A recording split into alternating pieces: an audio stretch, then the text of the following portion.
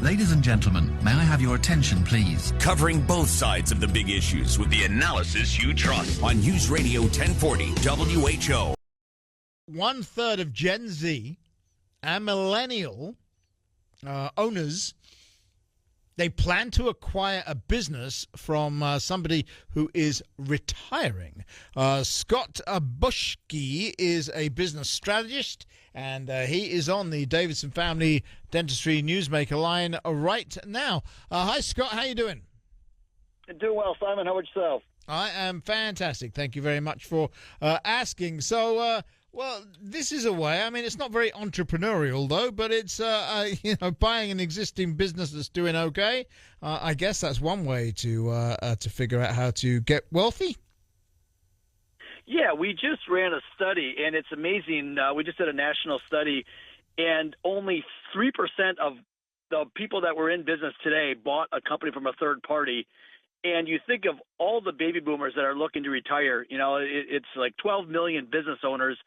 They're going to retire in the next 5 to 10 years. In fact, when we did our national study of 750 business owners, 48% said in 3 years or less, I want to ideally sell my company, be out of my company. So there are going to be a lot of opportunities for companies, private equity firms, and individuals to buy a company versus try to start a company. And in fact, it's been proven that buying a company with an existing revenue and existing customers and trained employees and a brand is much less risky than trying to start something from scratch where you don't have any, even though you think you might have the best idea in the world, you just don't know until you take it out to market. So so the opportunity for someone to get into business for themselves is definitely going to be an opportunity here in the next 5 to 10 years.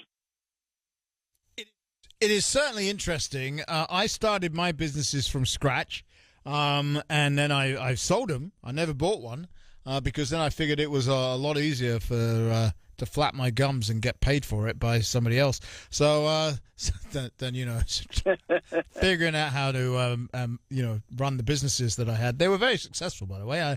Obviously, if they're not, you don't get to sell them, right? So, right. So I sold my businesses and then went to work, I don't actually regret that because there is a lot. I mean, there really is a lot to running a business. Do these people who are looking to buy have any idea what's involved? Most don't. They have the entrepreneurial itch, whatever that might be, where they've seen someone wanting to be like them, or they don't like working for someone else and they want to get out of corporate America to control their own lifestyle more. And the joke is have more freedom to their schedule. And in the beginning, they'll be working a lot more hours than they would if they're working for somebody else. But to be able to build something where you're building equity in a company, there's definitely something to be said for it. I mean, it's the backbone of of our economy and of all the small and medium-sized business owners. And like you, Simon, most people start their company. When we did our study, again, 750 companies, 76% said that they started their company or birthed their baby from scratch. 16% got it from their family or their parents. 5% bought it from their employer, and then again, like only we said before, only 3% bought it from someone that they didn't know. Just and yeah, there is. I think hopefully these people have that grit and that determination that they. That you need, as you know, to run a business. And some, right, because some when I started my first business, I was 22. And that's when I started my first business. And, and it was me. It was just me. There was only me. Right. And there were frequent 20-hour days. Let me tell you. Yes. But I'm 22. That's when you do 20-hour days, right? That's right. I did 20. My first business was at 26. So, yeah, I'm right there, there with you. There's no risk, no commitments, and just go for it. Yep, and so that started. Then I started, related industry businesses on top of that. And anyway, that's what I did. I did that literally from the age of 22 until I came here for 14 and a half years ago. And that's when I said, yeah, you know what, working for somebody else is okay now. I've done the other thing. Yeah, that's right. And they're really talking about paying me for flapping my gums. That's a pretty good deal. And I've been doing it ever since. And it's great, and I love it. I absolutely love it.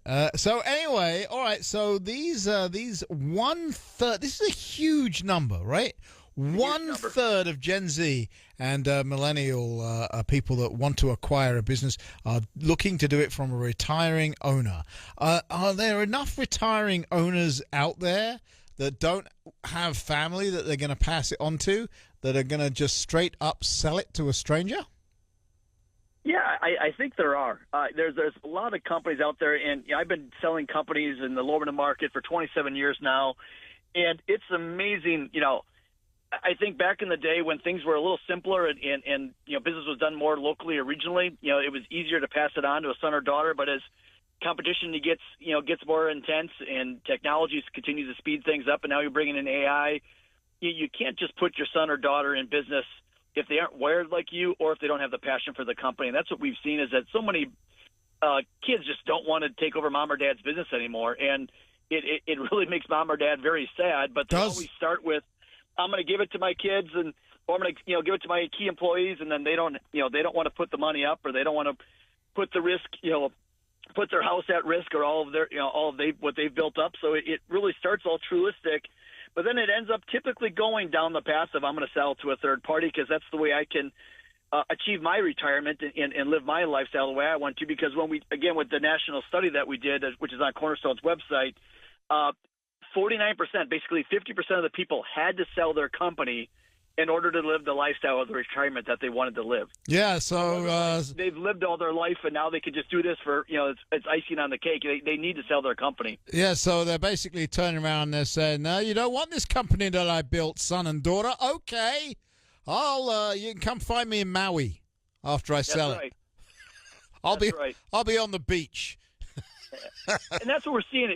What some people are doing is going, okay, this isn't an industry that you're passionate about or something. And what we're seeing is that they're selling their companies and then finding out what their son or daughter is interested in, and then helping them start a company like you started a company young, finding something that they're passionate about at the right size for where their skill sets are at that time. And then it's kind of a project to help them build up their own legacy versus trying to take on the family legacy. In fact, it's interesting. Somebody wrote a book years ago, or somebody started this, that, to build real value, it's got to be a company that lasts from generation to generation. And that's real value. And that makes no sense at all, because there's a saying out there, it's worldwide, short sleeves is short sleeves in 3 generations. And what you look at, if you go, well, I'm going to pass it on to my kids, well, that's a 30% chance they're going to be successful.